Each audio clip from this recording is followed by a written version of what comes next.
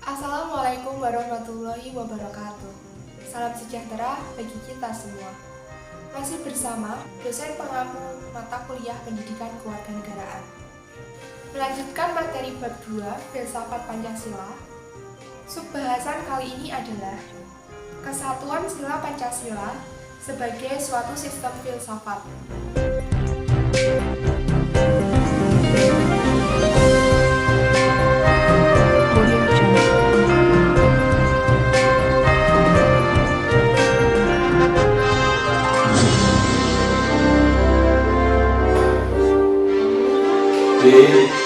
Kesatuan sila Pancasila sebagai suatu sistem filsafat.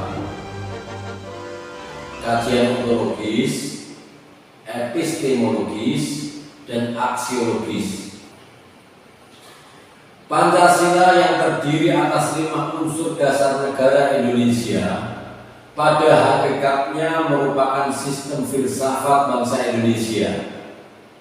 Maksudnya adalah Pancasila merupakan satu kesatuan nilai-nilai dan norma-norma positif yang sesuai dengan kepribadian bangsa Indonesia.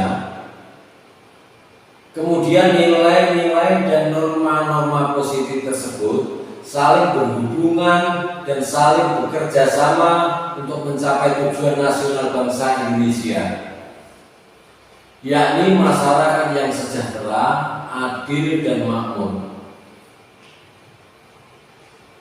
Dasar filsafat bangsa Indonesia adalah 5 sila yang merupakan asas yang berdiri sendiri, memiliki fungsi sendiri dan tujuan sendiri, kemudian membentuk menjadi satu kesatuan yang mutlak, yang utuh. Karenanya Pancasila memiliki sifat majmuk tunggal. Artinya setiap sila Pancasila tidak boleh berdiri sendiri dan terpisah dari sila-sila yang lain.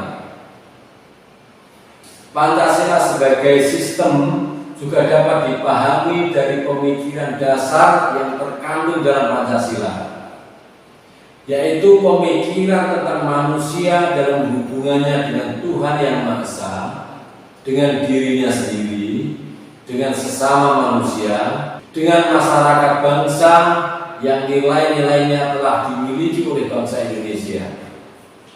Kenyataan bahwa Pancasila adalah satu kesatuan dari sila-sila Pancasila yang memiliki sifat majmuk tunggal, tidak boleh berdiri sendiri dan terpisah dari sila yang lain, maka Pancasila disebut sebagai kenyataan objektif,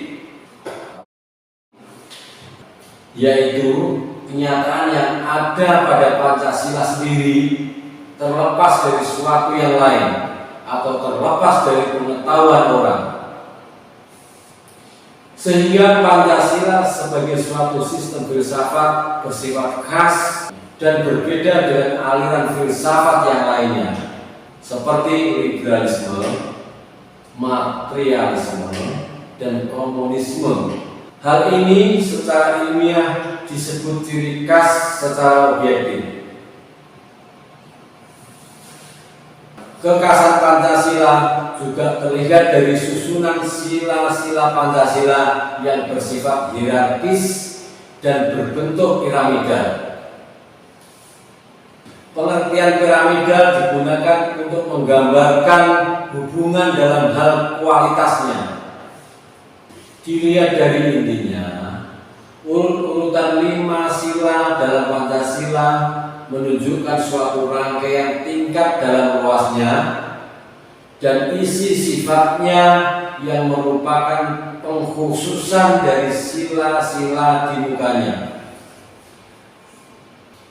Antara 5 sila dalam Pancasila ada hubungan yang mengikat, sehingga Pancasila merupakan satu kesatuan yang bulat.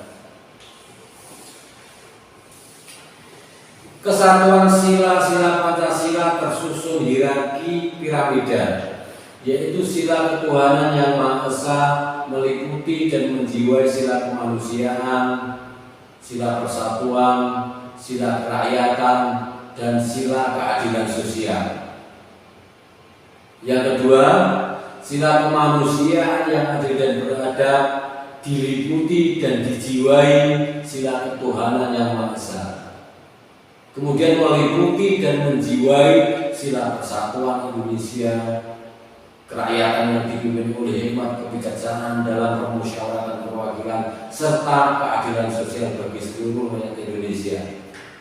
Yang ketiga, sila persatuan Indonesia diliputi dan dijiwai sila ketuhanan yang Maha Esa, sila kemanusiaan yang adil dan beradab, meliputi dan menjiwai sila kerakyatan yang dipimpin oleh hikmat kebijaksanaan dalam permusyawaratan perwakilan dan keadilan sosial bagi seluruh rakyat Indonesia.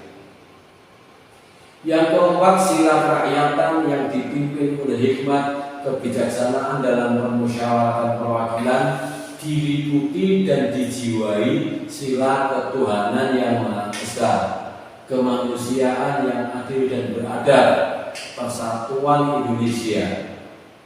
Kemudian meliputi dan menjiwai sila keadilan sosial bagi seluruh rakyat Indonesia. Yang kelima, sila keadilan sosial bagi seluruh rakyat Indonesia diliputi dan dijiwai sila ketuhanan yang Maha Esa, sila kemanusiaan yang adil dan beradab, sila persatuan Indonesia, dan kerakyatan yang dipimpin oleh hikmat kebijaksanaan dalam permusyawaratan perwakilan. Kesatuan sila-sila Pancasila yang majmuk tunggal, hierarki piramidal, juga memiliki sifat saling mengisi dan saling mengkualifikasi. Maksudnya, setiap sila terkandung keempat sila lainnya. Atau dengan kata lain, setiap sila Pancasila senantiasa dikualifikasi oleh keempat sila lainnya. Seperti berikut ini. Yang pertama, ketuhanan yang Maha Esa adalah kemanusiaan yang adil dan beradab, persatuan Indonesia, kerakyatan yang dipimpin oleh hikmat kebijaksanaan dalam permusyawaratan perwakilan dan keadilan sosial bagi seluruh rakyat Indonesia. Yang kedua, sila kemanusiaan yang adil dan beradab adalah berketuhanan yang Maha Esa, berpersatuan Indonesia, kerakyatan yang dipimpin oleh hikmat kebijaksanaan dalam permusyawaratan perwakilan dan berkeadilan sosial bagi seluruh rakyat Indonesia. Yang ketiga, sila persatuan Indonesia adalah berketuhanan yang Maha Esa, berkemanusiaan yang adil dan beradab, berkerakyatan yang dipimpin oleh hikmat kebijaksanaan dalam permusyawaratan perwakilan dan berkeadilan sosial bagi seluruh rakyat Indonesia. Yang keempat, sila kerakyatan yang dipimpin oleh hikmat kebijaksanaan dalam permusyawaratan perwakilan adalah berketuhanan yang Maha Esa, berkemanusiaan yang adil dan beradab, berpersatuan Indonesia, dan berkeadilan sosial bagi seluruh rakyat Indonesia. Yang kelima, sila keadilan sosial bagi seluruh rakyat Indonesia adalah berketuhanan yang Maha Esa, berkemanusiaan yang adil dan beradab, berpersatuan Indonesia, dan berkerakyatan yang dipimpin oleh hikmat kebijaksanaan dan berkerakyatan yang dipimpin oleh hikmat kebijaksanaan dalam permusyawaratan perwakilan. Kesatuan antara sila-sila Pancasila tidak hanya kesatuan yang bersifat formal logis, yaitu Pancasila yang memiliki sifat hierarkis berbentuk piramida yang digunakan untuk menggambarkan hubungan hierarkis sila-sila Pancasila dalam urut-urutan luas, namun menyangkut makna serta hakikat sila-sila Pancasila. Secara filosofis, Pancasila sebagai suatu kesatuan sistem filsafat yang berbeda dengan sistem filsafat lainnya dapat dipahami dalam kajian ontologis, epistemologis, dan aksiologis.